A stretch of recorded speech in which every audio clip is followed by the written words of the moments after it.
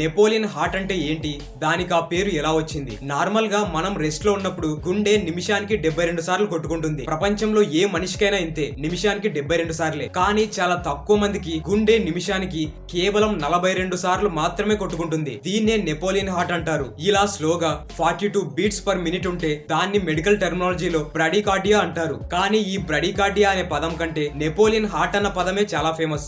అదే అందరికీ తెలుసు. మరి అసలు నెపోలియన్ హార్ట్ అని ఎందుకంటారంటే, నెపోలియన్ బొనాపార్టే అనే ఫ్రెంచి ఎంపరర్ గుండె కూడా నిమిషానికి 42 సార్లు మాత్రమే కొట్టుకునేది. ఆయన ది మోస్ట్ పవర్ఫుల్ పర్సన్స్ లో ఒకరు. కొందరికి ఈయన క్రూరుడు, మరికొందరికి ధీరుడు. ఎవరి ఒపీనియన్ వాళ్ళది. ఈయన ఎన్నో యుద్ధాలు చేశారు, కొన్ని లక్షల మంది సైనికులకు కమాండ్స్ ఇచ్చారు, ఎకనామికల్ గా పొలిటికల్ గా ఎన్నో రెవల్యూషన్స్ క్రియేట్ చేశారు. ఇన్ని చేసినా ఎంత టెన్షన్ ప్రెజర్ ఉన్నా ఆయన గుండె మాత్రం కూల్ గా కామ్ గా స్లోగా నిమిషానికి 42 సార్లు మాత్రమే కొట్టుకునేది. ఆయనకది పుట్టుకతో వచ్చింది.